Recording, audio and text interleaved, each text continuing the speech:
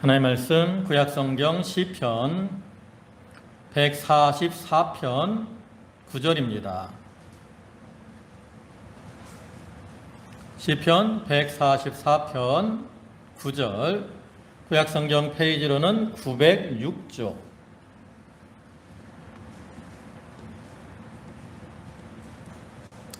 (144편) 9절부터 끝에 15절까지 말씀입니다. 한 절씩 교독하겠습니다. 하나님이여, 내가 주께 새 노래로 노래하며 10줄 비파로 주를 찬양하리이다.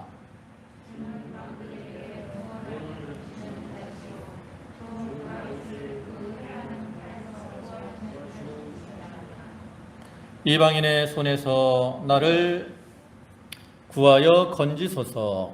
저희 입은 괴사를 말하며 그 오른손은 거짓의 오른손이니이다.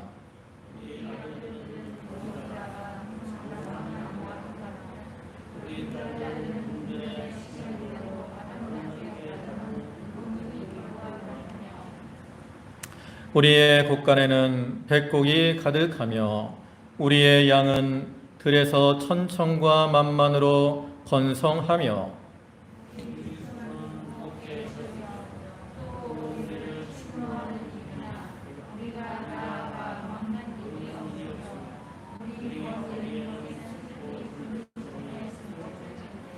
예, 15절은 다 같이 봅니다. 이러한 백성은 복이 있나니 여호와를 자기 하나님으로 삼는 백성은 복이 있도다. 아멘. 예, 여기 오늘 시편 144편 9절부터 15절까지 보셨는데요. 여기 144편은 지난 시간에 말씀드린 것처럼 20편, 21편과 같은 역사적 배경하에 기록된 것으로서 사무엘하 10장 1절부터 19절에 기록된 그 아람과 암몬 연합군과의 전쟁을 배경으로 하고 있는 겁니다. 여기서 다윗은 과거 전쟁 속에서 베풀어 주신 하나님의 은혜를 기억하며 또 찬송하는 가운데 현재 이렇게 겪는 전쟁에도 하나님이 개입하셔서 승리로 이끌어 주시기를 간구하고 있는 거예요. 그래서 이 시에는 그 하나님의 주권적인 통치를 주제로 삼고 있습니다. 그래서 그리고 이 시는 내용으로 볼 때 앞에 동일한 역사적 배경을 가지고 있는 그 20편이 아람과 암몬과의 싸움에 출정할 때 그 승리를 기원하는 출정시의 내용을 가지고 있고, 그 다음에 21편이 아람, 암몬과의 전쟁에서 승리하고 하나님께 감사를 드린 찬양의 내용을 기록하고 있다면, 여기 144편은 전쟁을 치르기 직전에 하나님의 도우심으로 전쟁에서 승리할 것을 확신하며 지은 감사의 기도시라고 할 수 있습니다.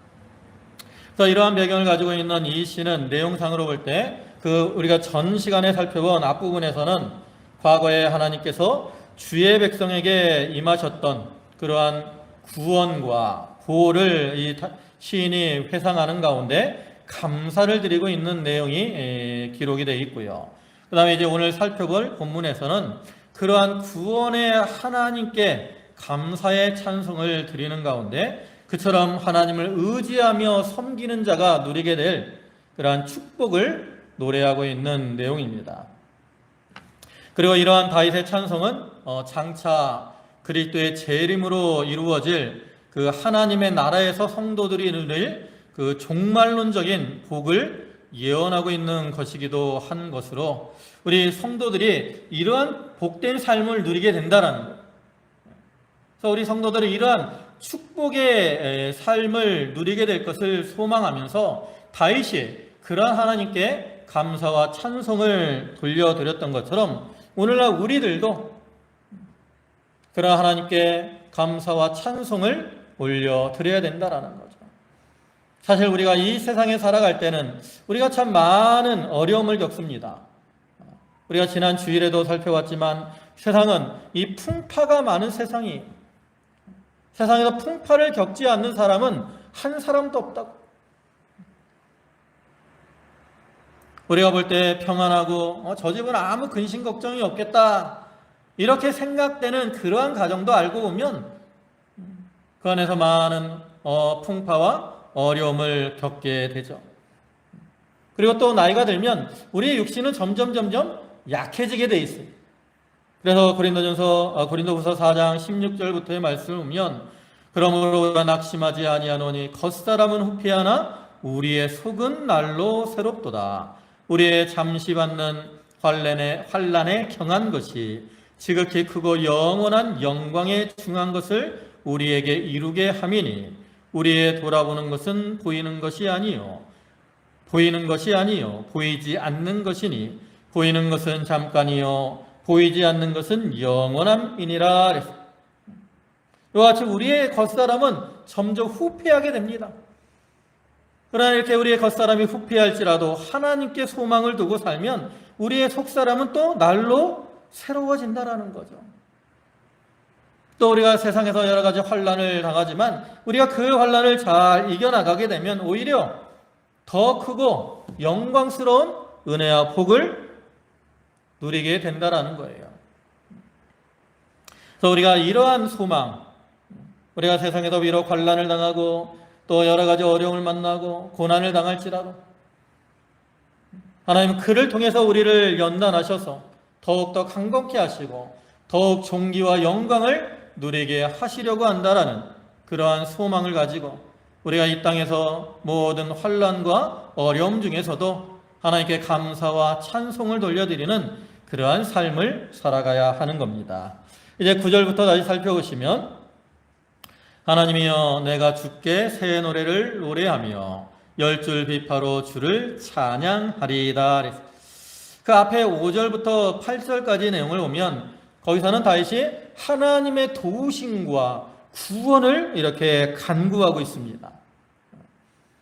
그리고 이제 여기 9절부터는 거기서 이제 분위기가 바뀌어가지고 자기가 이렇게 하나님 앞에 간구한 것이 이루어질 것을 확신하는 가운데 다윗이 하나님께 찬양을 돌려드리는 거죠. 저희 오면 새 노래로 주께 노래한다 그랬어요.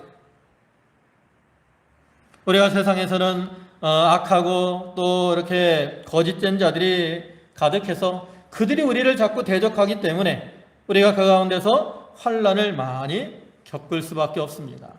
그러나 우리가 아무리 환난을 겪을지라도 하나님은 은혜로 우리 성도들을 구원해 주신다라는 거죠. 그래서 그러한 구원의 은혜로 말미암아 이제 안식을 누리게 된, 평안을 누리게 된 성도들이 새 노래로 하나님을 찬양하며 하나님께 영광을 돌리게 되는 거예요. 여기서 말하는 새 노래는 무슨 새로 만들어진 이러한 노래를 의미하는 게 아닙니다.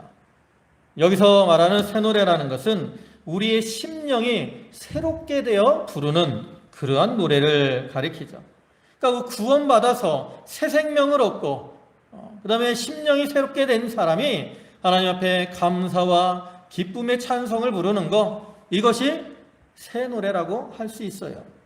그래서 시편 33편 1절과 3절을 보시면 너희 의인들아 여호와를 즐거워하라. 찬송은 정직한 자의 마땅히 할 바로다. 수금으로 여호와께 감사하고 열줄 비파로 찬송할지어다. 새 노래로 그를 노래하며 즐거운 소리로 공교히 연주할지어다. 여기 의인들 또 정직한 자들이 나오잖아요. 이러한 사람들은 하나님의 구원하심의 은혜로 말미암아 새 생명을 얻은 자들입니다. 그전에 우리가 다 죄인이고 거짓된 자들이었는데 구원의 은혜를 받아서 우리가 의인이 되었고 또 정직한 자가 되었다고.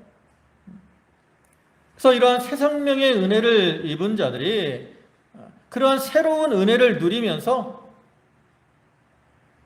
그 심령이 새롭게 되어서 새 노래로 하나님을 찬양하게 되는 거죠. 또 이 새 노래는 그 요한계시록 14장에 오면 우리가 이제 장차 임할 새 하늘과 새 땅에서 부르게 될 노래를 새 노래라고 말을 합니다.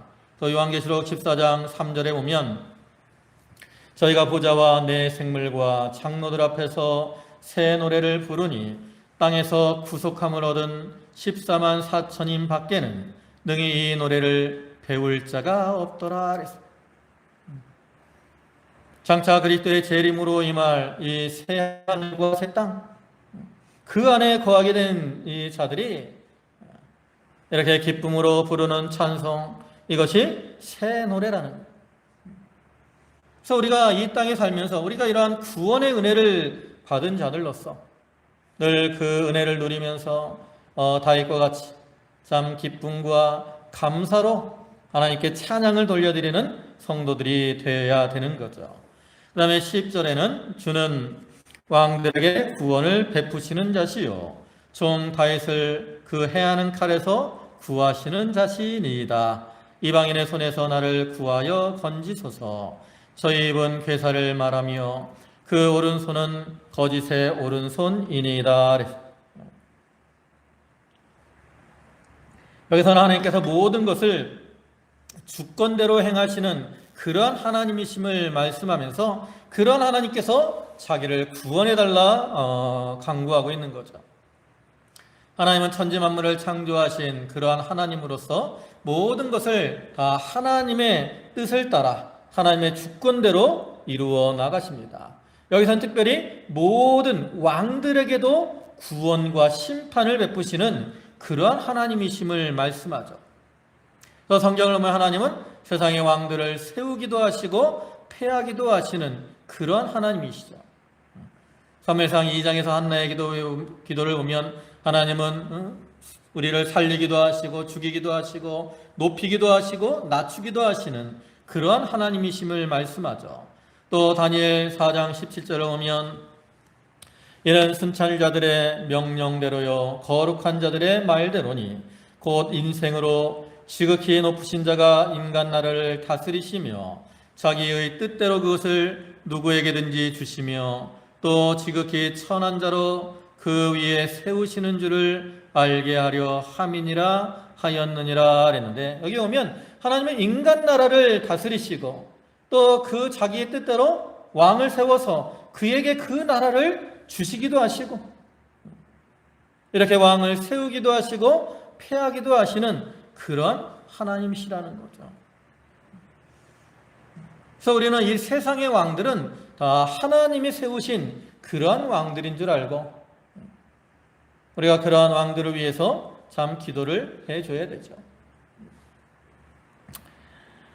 우리가 이 세상을 살아가다 보면 좋은 왕들이 있을 때도 있고 또 나쁜 왕들이 있을 때도 있습니다. 그러나 아무리 나쁜 왕이라도 우리 성도들은 그러한 왕도 하나님이 세우신 줄로 우리가 늘 기억하며 살아야 돼요. 그래서 사무엘상 20장을 보면 사울이 다윗을 죽이려고 많이 하잖아요. 그 다윗이 이제 사울에게 쫓겨서 여러 군데로 도망을 다닙니다. 그러다가 이제 아둘람이라는 굴로 피신을 하게 돼요. 그래서 이 아둘람 굴 속 깊이 다윗과 그의 추종자들이 이렇게 숨어 있었습니다. 근데 그때 사울이 다윗을 추격하다가 이제 날씨가 더우니까 굴에 들어와서 이렇게 쉬려고 발을 여기 가리운다 그랬는데 낮잠 자려고 들어왔어요. 그러니까 사울이 잠이 들었기 때문에 다윗이 사울을 죽일 기회가 닥쳤다고. 그런데요, 다윗은 뭐라 그래요? 하나님이 기름 부으신 자, 하나님이 세우신 자다. 그렇기 때문에 내가 그를 해할 수 없다 그래가지고 다윗이 사울을 해하지 않는다고. 심지어는 이제 나중에 사울이 이 블레셋과 전쟁에서 죽잖아요. 근데 어떤 사람이 와서 자기가 사울을 죽였다 그러면 다윗이 상 줄 줄 알고 내가 사울을 죽였습니다라고 거짓으로 말하는 거예요. 그때 다윗이 뭐라 그러냐면 오히려 그 사람을 네가 감히 하나님의 기름 부으신 자를 죽이는 것을 두려워하지 않느냐? 그래갖고 오히려 그 사람에게 벌을 내린다고. 그것이 사무엘하 이제 1장 14절과 15절이에요. 거기 보시면 다윗이 저에게 이르되 내가 어찌하여 손을 들어 여호와의 기름 부음 받은 자 죽이기를 두려워하지 아니하였느냐 하고 소년 중 하나를 불러 이르되 가까이 가서 저를 죽이라 하매 그가 아침에 곧 죽으니라. 자기를 해하려고 했던 사울이었지만 하나님께서 기름 부으신 자라라는 그러한 인식이 있었기 때문에 다윗은 그러한 사울을 귀하게 여긴 거예요. 오늘날 우리들도 하나님께서 이 세상의 왕들을 세우신 줄 알고 그들이 비록 마음에 안 들더라도 그들을 위해서 하나님 앞에 기도해 줘야 되는 거예요. 또한 이렇게 하나님이 세상의 왕들을 세우기도 하시고 패하기도 하시는 것처럼 하나님께서 모든 것을 하나님의 주권대로 이렇게 행하시고 이루시는 그런 하나님이심을 우리가 확신하면서 또한 그러한 하나님을 의지하고 살아가야 됩니다. 또 잠언 16장 33절에서는 사람이 제비는 뽑으나 이를 작정하기는 여호와께 있느니라 그랬어요. 그리고 이렇게 또 다윗은 그런 하나님께 뭐라고 말씀합니까? 이어서 종 다윗을 그 해하는 칼에서 구하시는 자신이다 그랬어요. 앞에서 하나님은 왕들을 세우기도 하시고 보호하기도 하시는 그런 하나님이라고 말씀을 드렸잖아요. 그런 하나님께서 다윗을 왕으로 삼으셨다라는 거죠.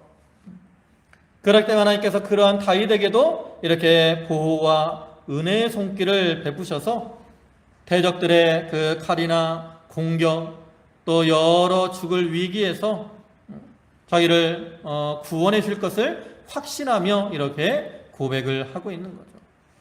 실제적으로 사울이나 또 이방의 왕들이 다윗을 죽이려고 많이 했습니다.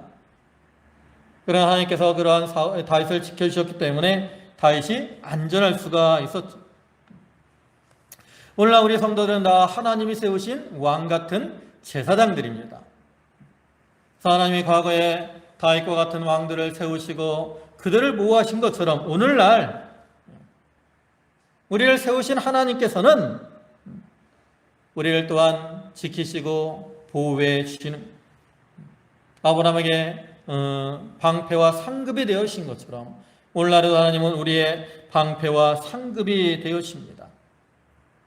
비록 세상에서는 악한 자들이 여기 나타난 것처럼 괴사를 행하고 거짓의 오른손으로 우리의 교회와 성도들을 해하려고 하지만 하나님께서 그 가운데서 지켜주시기 때문에 우리들은 안전한 거예요.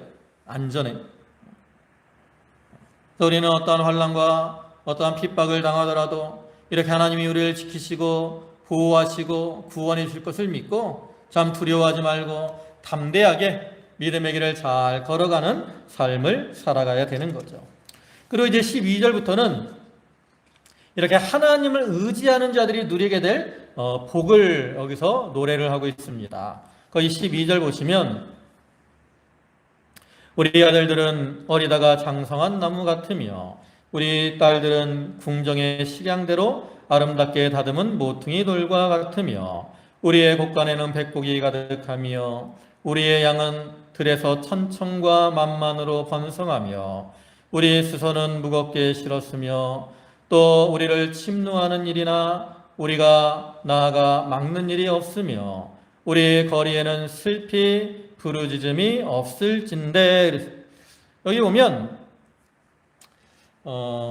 참 여호와를 자기 하나님으로 삼는 자에게 하나님이 여러 가지 복을 내려주실 것을 말씀하고 있잖아요. 그래서 우리가 이러한 실제적으로 이러한 복을 누리게 될 것이기도 하고 또 장차 예수 그리스도의 재림으로 도래할 하나님의 나라에서 이러한 복을 누리게 될 것을 예언하고 있는 것이기도 합니다. 그럼 여기 나타난 복은 어떤 것들이 있느냐? 먼저 자녀들에게 복이 임한다라고 말을 하죠. 그래서 아들들은 어리다가 장성한 나무와 같다 그랬어요.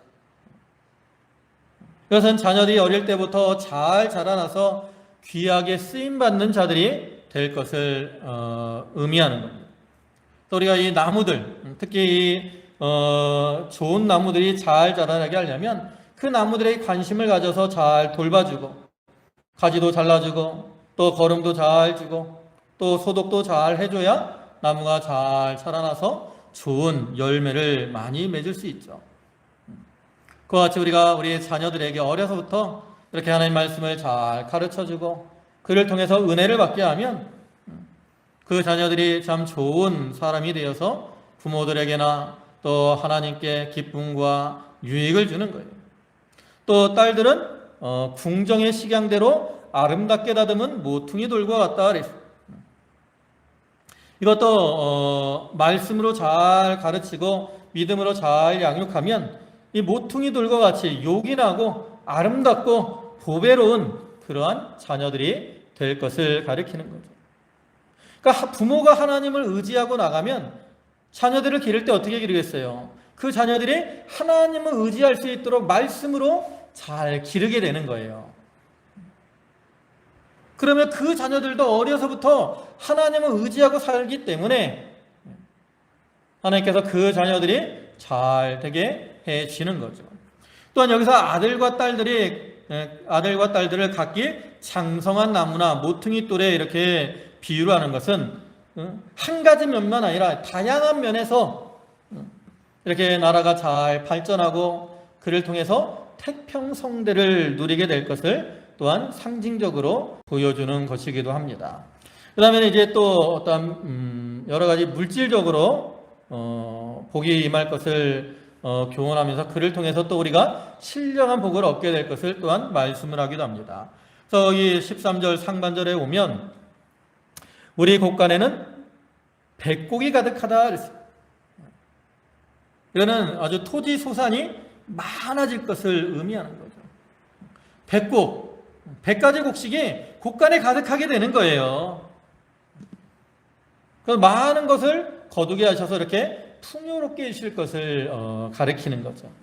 근데 이것은 단순히 어떤 세상에 육신의 양식이 이렇게 많아질 것을 그것만을 의미하는 것이 아니라 또한 신령한 양식이 우리에게 또한 풍성하게 될 것을 교훈하는 것이기도 합니다. 그래서 마태복음 13장 52절을 보면 예수께서 가라사대 그러므로 천국에 제자된 서기관마다 마치 새 것과 옛 것을 그 곳간에서 내오는 집주인과 같다 그랬어요. 그래서 우리 성도들이 그 말씀을 통해서 은혜를 받으며 살 것을 교훈하는 겁니다.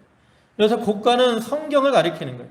그리고 새 것과 옛 것은 그 신령한 진리의 양식을 얻게 될 것을 가리키는데 새 것은 새로운 진리를 깨닫게 될 것, 옛 것은 전에부터 내려오는 진리를 가리키는 거예요.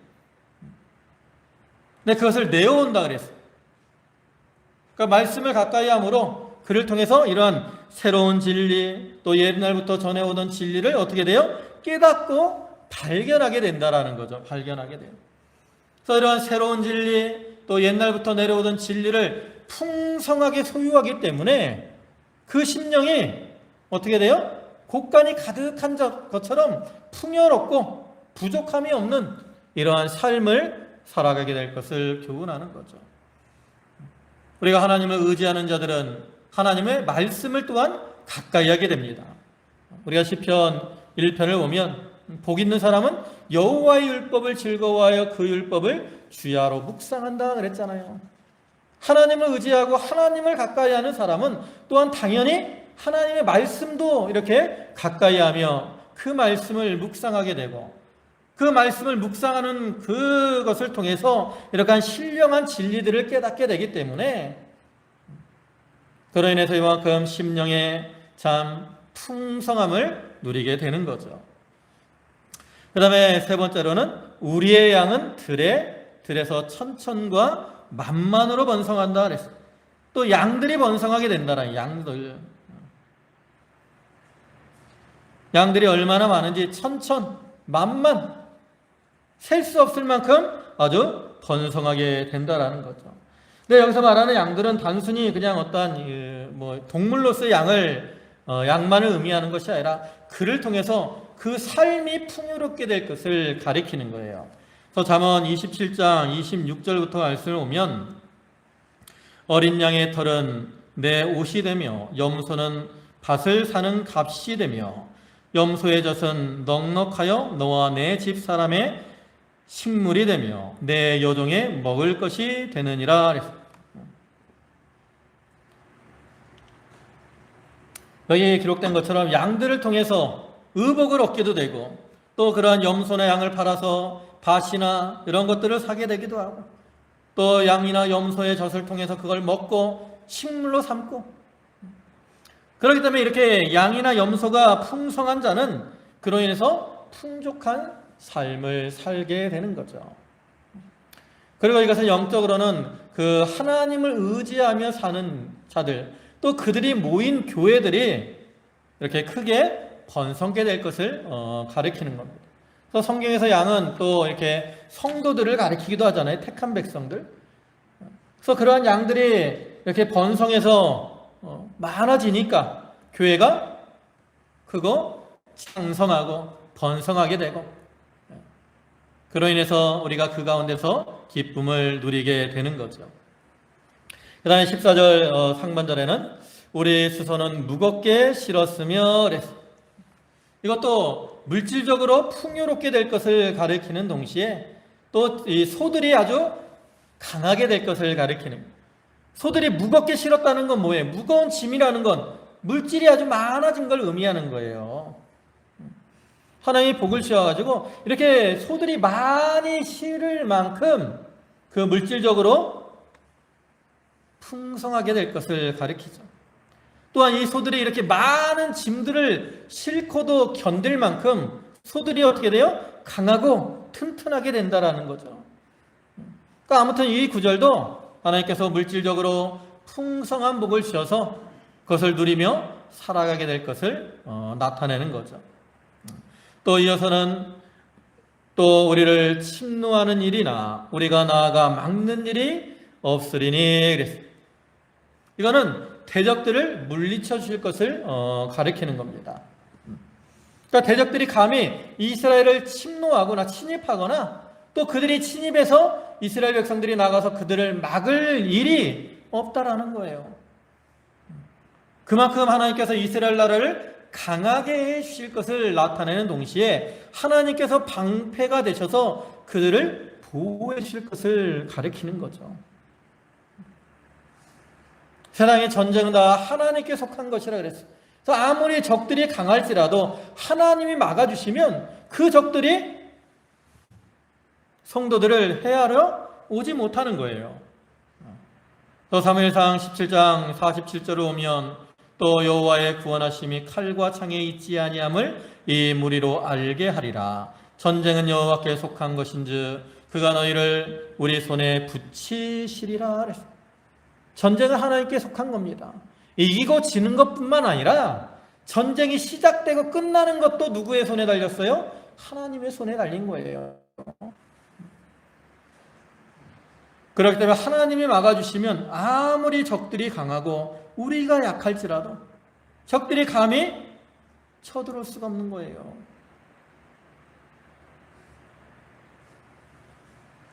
그래서 우리는 적들이 강하다고 해서 그들을 두려워하지 말고 이렇게 전쟁의 모든 것을 주장하시는 그런 하나님을 의지하고 담대하게 행하는 자들이 되어야 되는 거죠. 그 다음에 마지막 끝에 14절 거기 보면 우리 거리에는 슬피 부르짖음이 없을진데, 이건 사회가 안정되게 해주신다는 거예요. 뭐 전쟁이 일어나거나 사회가 불안하면, 전쟁이 나면 적들이 쳐들어와서 이제 많은 사람이 죽음을 당하기 때문에 사회적으로 큰 슬픔이 임하게 되죠. 또 사회가 안정되지 못하고 뭐 전염병이 임하거나 그러면 또 사회적으로 사람들이 많이 괴로워하게 돼요. 우리 현재 상황이 그렇잖아요. 코로나19로 인해서 우리가 뭐 작년부터 올해까지 우리가 삶 속으로 많은 어려움을 겪게 됩니다. 그러나 그 가운데서도 우리 성도들은 하나님의 보호하심을 믿기 때문에 우리가 참 그 가운데서 평안할 수 있는 거죠. 이것도 하나님께서 우리에게 이 안정을 주셔야 우리의 삶이 평안할 수 있는 거예요. 그래서 우리가 이러한 사회적 평안을 누리려면 어떻게 해야 돼요? 하나님을 의지하며 나가야 된다라는 거죠. 그래서 결론적으로 15절에 다시 뭐라고 합니까? 이러한 백성은 주의 복이 있나니 여호와를 자기 하나님으로 삼는 자는 복이 있도다. 이러한 백성, 자기 하나님으로 삼는 자들, 그러한 자들이 이러한 복을 누린다라고 말씀하잖아요. 그럼 우리가 이러한 복을 누리려면 어떻게 돼요? 하나님을 자기 하나님으로 삼고 나가야 돼요.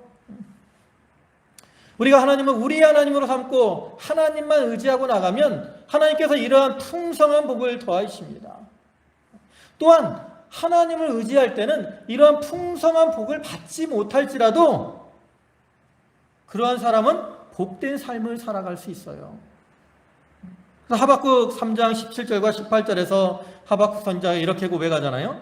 비록 무화과 나무가 무성치 못하며 포도나무에 열매가 없으며 감람나무에 소출이 없으며 밭에 식물이 없으며 우리의 양이 없으며 외양간에 소가 없을지라도 나는 여호와를 인하여 즐거워하며 나의 구원의 하나님을 인하여 기뻐하리로다.